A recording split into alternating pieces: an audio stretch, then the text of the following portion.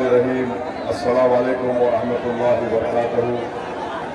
मुअज़्ज़िज़ हाज़रीन इकराम, बुज़ुर्गान कौम और मिल्लत, मेरी इज़्ज़तदार माँ और बहनों, गयूर नौजवान साथियों, मजलिस इत्तेहादुल मुस्लिमीन के तमाम मुहिबान, शहनशीन बतशरीफ फरमा मोहतरम जनाब अबूज़र आलम साहब, मंजर आलम साहब, मिनहाज आलम साहब, मोहम्मद तौहीद आलम साहब, सरफुद्दीन साहब, मोहम्मद अली साहब, मुफ्ती आफ्ताब आलम साहब, मोहम्मद इरफान साहब, हाजी ईशा साहब, मौला महजूब साहब, मोहम्मद महबूब आलम साहब, सरपंच फैयाज आलम, सरपंच नूरुद्दीन साहब, तौकीर आलम साहब, नौशाद आलम साहब, बीबी तंजीला खातून, मुखिया मियाजपुर मोहतरम शादान साहब, जनाब अफसार साहब, जनाब फैसल साहब, जनाब अलीबुद्दीन साहब, इरफान सलीम साहब, अजहर मुर्शिद साहब, एहसन रजा और जनाब संजय ठाकुर साहब और मोहतरम जनाब अख्तर ईमान साहब सदर बिहार प्रदेश और जनाब मुर्शिद आलम साहब जो मजलिस इत्तेहादुल मुस्लिमीन के उम्मीदवार हैं। आप तमाम का शुक्रिया। मेरे अजीज दोस्तों और बुजुर्गों, वक्त कम है, बहुत से मुकामात पर हमको आज आखिरी दिन है इंतखाबी मुहिम का, हमको अपनी बात वहां पर जाकर रखना है। आपने सुना होगा कि सब लोग आकर बोलते हैं कि हैदराबाद से निकलकर ये ओवैसी यहाँ पर क्यों आया है। जन स्वराज भी कहती है, तेजस्वी भी कहता है, बीजेपी आरएसएस भी कहती है। इनका सवाल वाजिबी है, मगर हम उनको बताना चाह रहे हैं, आपको पहले ही बता चुके हैं कि अगर हम में लालच होता तो हम किसी नाम निहाद सेकुलर पार्टी के उम्मीदवार के लिए जाकर कामयाबी के लिए उनकी कोशिश करते। अगर हमको सत्ता से मतलब होती तो हम कोई मंत्री पद का पोस्ट लेकर हम बैठ जाते। अब आप याद रखिए, हम जब पहली मर्तबा यहाँ पर आए 2015 में, मैंने सीमांचल की आवाम की आंखों में एक इखलास देखा, एक नेकनियती को देखा। उनके पेशानियों और उनसे बात करने के बाद महसूस हुआ कि भारत में अगर किसी कौम को, किसी मुकाम की जनता को अगर पसमानदा रखा गया है तो सीमांचल की आवाम है। उसी वक्त हमने तय किया कि अब सीमांचल के इंसाफ की लड़ाई लड़ेंगे। मैं यहाँ खड़े होकर सीमांचल और जोकीहाट के अहले दिल लोगों की तारीफ करता हूँ, उनका शुक्रिया अदा करता हूँ, बुजुर्गों का, उलेमा का, जिन्होंने तौहीद के पैगाम को यहाँ पर आम किया और यहाँ की जनता को दीन से वाबस्ता किया। मेरे अजीज दोस्तों और बुजुर्गों, मेरी इज़्ज़तदार माँ और बहनों, मैं कुछ नहीं चाहता, सिर्फ आपके दिल के किसी कोने में आप मेरे ताल्लुक से अगर आप मोहब्बत रखते हैं, वो मेरे लिए मेरी जिंदगी का खजाना है। मैं आपको बताने आया हूं कि यहाँ पर जो आवाम है सीमांचल की, भारत में किसी सरजमीन की आवाम का इतना इस्तेसाल नहीं हुआ जो सीमांचल की आवाम का इस्तेसाल किया गया। उनसे वोट लिया गया सरकार बनाने के नाम पर, मगर सीमांचल में कोई विकास का काम नहीं किया गया। और लोग इतनी बड़ी तादाद में इस गुनाहगार की तकरीर को सुनने के लिए जमा होते हैं। लोग इसलिए जमा होते हैं क्योंकि मैं वो बात करने की कोशिश करता हूं जो आपके दिल के किसी कोने में छुपी हुई होती है। मैं वो बात करता हूं जो आपका दिमाग आपसे बोलता है कि बोलो, इंसाफ कब किया जाएगा सीमांचल की जनता से। मेरे अजीज दोस्तों और बुजुर्गों, मैं कोई एहसान नहीं कर रहा हूं, मैं अपनी जिम्मेदारी को निभा रहा हूं। अल्लाह ने मुझे बेशुमार नेमतों से नवाजा। अगर कोई मुझसे कहेगा कि 40 साल पहले सऊद्दीन ओवैसी तुम क्या सोच सकते थे कि अल्लाह तुमको ये मुकाम और मोहब्बत अता करेगा, तो मैं उसकी इस बात पर शायद हंस देता, मगर अल्लाह का मुझ पर बहुत बड़ा करम है। ये आप लोगों का एहसान है मुझ पर। मैं जिंदगी भर आपका मफरूज रहूंगा और आपके लिए लड़ता रहूंगा। मैं आपसे कह रहा हूं कि 11 तारीख के दिन आपको मजलिस की मोहब्बत में वोट डालना है, पतंग छाप के लिए। आपको आपके खादिम से मोहब्बत की बुनियाद पर आपको वोट डालना है। सीमांचल के नाम पर आपको मंजलिस को वोट डालना है। मेरे अजीज दोस्तों और बुजुर्गों, याद रखिए, लोग आकर आपसे कहेंगे कि ये जज्बाती बात करता है, मगर मेरे अजीज दोस्तों और बुजुर्गों, जज्बाती बात इसलिए करते हैं कि अल्लाह ने धड़कता हुआ दिल दिया है, अल्लाह ने दिमाग दिया है, अल्लाह ने हमको काबिल बनाया है। अल्लाह ने हमको ये बताया है कि अगर तुम उस वक्त तक मोमिन नहीं हो सकते जब तक तुम किसी और की तकलीफ को अपने सीने में महसूस नहीं करते हो। हम वो हक अदा करने की कोशिश कर रहे हैं। कुछ नहीं चाहिए, असदुद्दीन ओवैसी को सीमांचल से सिर्फ यही चाहिए कि आपसे इंसाफ हो जाए, हमारी जिंदगी कामयाब हो जाएगी। हम हमारे बुजुर्गों को बताना चाह रहे हैं कि आप नौजवानों की सरपरस्ती करिए। अगर मैं पार्लियामेंट में खड़े होकर अकेला एक सांसद पूरी पार्लियामेंट के 540 के ऐवान में एनडीए के 280 एमपीज के सामने राजद और कांग्रेस के बड़े बड़े नेताओं के सामने अगर खड़े रहकर बोल सकता हूं, तो जो कि हाट की जनता, तुम पतंग छाप वोट नहीं डाल सकते 11 तारीख के दिन।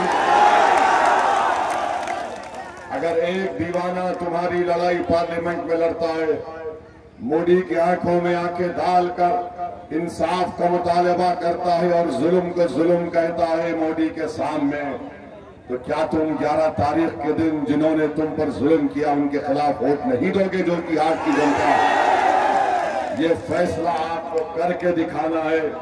यहां पर तो हाथ में हाथ उठा दिया, मगर मैं आपसे अपील कर रहा हूं कि आपको काम करना है। सीमांचल का बच्चा भारत के कोने कोने में चला गया, और आप जानते हैं कि सीमांचल के जब बच्चे जाते हैं तो उनको कितनी तकलीफें उठाना पड़ता है। आखिर क्या वजह है कि सीमांचल को इंसाफ नहीं मिलता है? मैं आपको बता रहा हूं कि आपको सही नेता नहीं मिला, आपको सही विधायक नहीं मिला।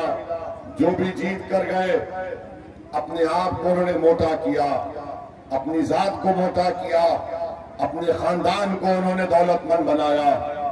एक सीमांचल से अगर एक कोई खड़ा हो जाए और बेनस होकर सीमांचल की लड़ाई लड़े, बल्कि अगर इस सरजमीन पर 1000 अख्तरुल ईमान पैदा हो जाए और 100 वैसी खड़े हो जाए, तो याद रखिए बिहार का मुस्तकबिल बदल जाएगा, सीमांचल में विकास होगा, सीमांचल में बहार आएगी। ये काम मजलिस इत्तेहादुल मुस्लिमीन करने की कोशिश कर रही है।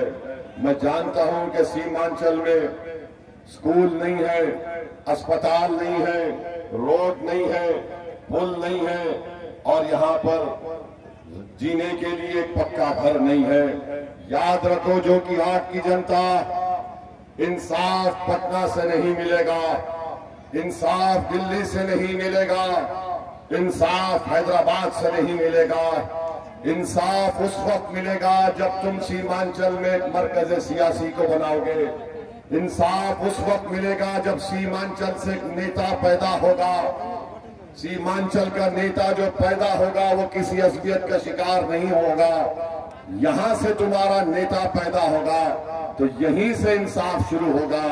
हमने और आपने गलती की, ये उम्मीद लगाकर बैठे रहे कि कभी पटना से इंसाफ मिलेगा तो कभी दिल्ली से इंसाफ मिलेगा।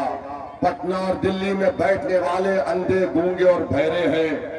जब तक तुम्हारा नेता खड़ा होकर उनको ललकारेगा नहीं, जब तक सीमांचल का बेटा अब की बार इंशाअल्लाह मुख्यमंत्री सीमांचल का अगर बेटा बन गया, तो याद रखो सीमांचल से इंसाफ होगा मेरे अजीज दोस्तों और बुजुर्गों। और ये नई नौजवान नस्ल जो आज यहाँ पर खड़ी है, नौजवानों, कल का दिन तुम्हारा है। ये कल का निकलने वाला सूरज तुम्हारा है। नौजवानों, तुम्हारे बाप दादा ने जो तकालीफ और जिल्लत उठाई, नौजवानों ऐसी तुमसे कह रहा है कि तुम नहीं उठाना उस जिल्लत और रुसवाई और नाइंसाफी को। नौजवानों, खड़े हो जाओ सीमांचल के लिए, जो कि हाट के इंसाफ के लिए। तोड़ दो ये तमाम दो भाई जो विरासत की बात करते हैं। याद रखो, राजा रजवाड़े रानियों का दौर खत्म हो गया।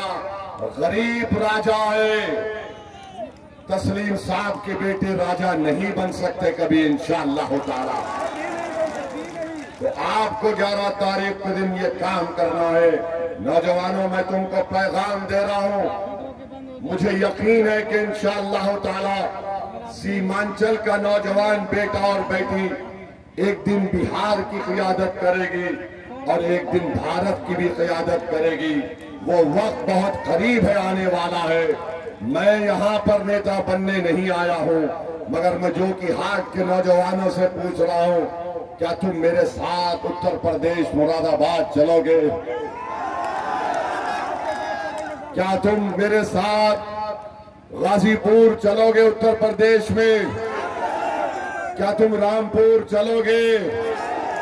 क्या तुम कैराना चलोगे मेरे साथ? क्या तुम हिंदुस्तान के कोने कोने में मेरे साथ चलोगे?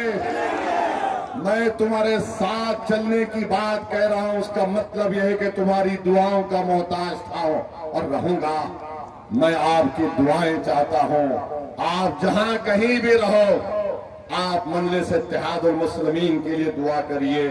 मेरे अजीज दोस्तों और बुजुर्गों, मैं आपको बता रहा हूं कि सीमांचल के नौजवानों में बहुत काबिलियत है और हम आपको बता रहे हैं कि ये जो सरफराज साहब जो पार्टी से आए हैं, जिसका निशान बैग है, वो अब कह रहे हैं अगर पतंग छाप को नहीं देना है तो तीर छाप को दे दो।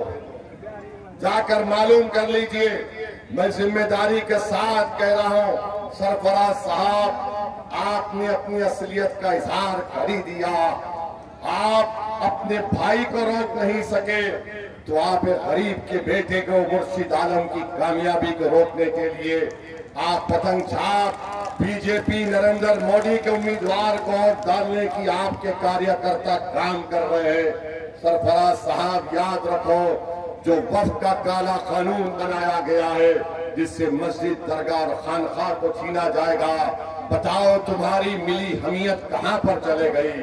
एक अदना असेंबली इलेक्शन के लिए तुम अपना सब कुछ कुर्बान करना चाहते हो सरफराज साहब? क्या 5 साल के बाद तुमको चुनाव लड़ना नहीं है? आज तुम जो काम कर रहे हो, जो कि हाट की जनता तुम्हारी हर हरकत से बाखबर है। और ये जेडीयू के उम्मीदवार से हम कहना चाहेंगे, बताओ मोदी को तुम जाकर क्यों नहीं बोले क्यों काला कानून बनाया वक्फ का? तुम जाकर क्यों नहीं बोले कि ट्रिपल तलाक का गलत कानून हमारी महिलाओं के खिलाफ बनाया गया?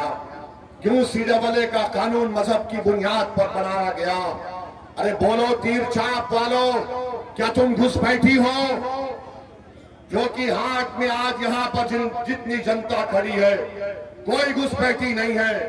बताओ तीर छाप के उम्मीदवार, तुम क्या घुसपैठी हो?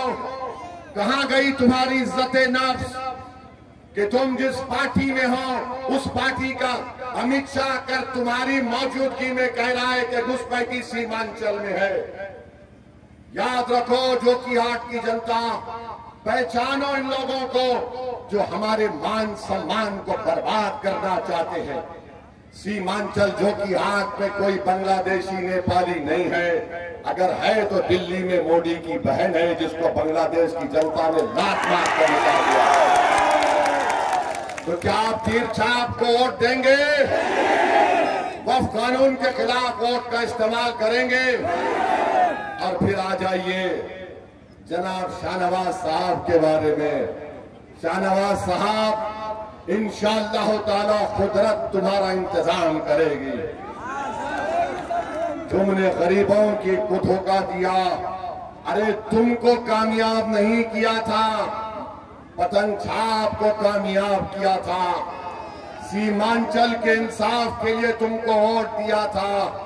अरे तुम तो ऐसे आदमी हो, तुम्हारे बुरे वक्त में जब तुम हमारे सामने बैठकर आंसू बहा रहे थे, हमने तुम्हारा हाथ पकड़ा और तुम भूल गए। तुमने सत्ता के लालच में तुमने तेजस्वी की आगे दरी को बिछा दिया, अपने गर्दन को झुका दिया। अरे क्या तुमने इतना तुम गिर सकते हो? बताओ, 4 साल तेजस्वी उप मुख्यमंत्री था, कौन सा काम करवाया सीमांचल के लिए? और आज तेजस्वी के लोग की ताईद में अखिलेश यादव आता है। अखिलेश यादव क्या सीमांचल की मोहब्बत में आ रहा है? नहीं, वो यादववाद कर रहा है। वो यादव को जिताना चाहता है। और ओवैसी हैदराबाद से आया तो ये तमाम लोग बोलते हैदराबाद से क्यों आया? अरे मैं मुसलमान हिंदू के नाम पर सीमांचल कभी नहीं आया। मैं सीमांचल की जनता को इंसाफ दिलाने के लिए आया हूं और आता रहूंगा। मगर अखिलेश आ रहा है तेजस्वी यादव के लिए। सुनो, समझो मेरी बात को। 11 तारीख को गद्दारों को वोट मत दो। जो वक्फ का कानून बनाए, जिसको आपको घुसपैठिया कह रहे हैं, उनको वोट मत दो। और जिसका निशान बैक का है, वो मोदी का मैनेजर था, जिसने 2012 से 14 तक मोदी को देश का प्रधानमंत्री बनाया।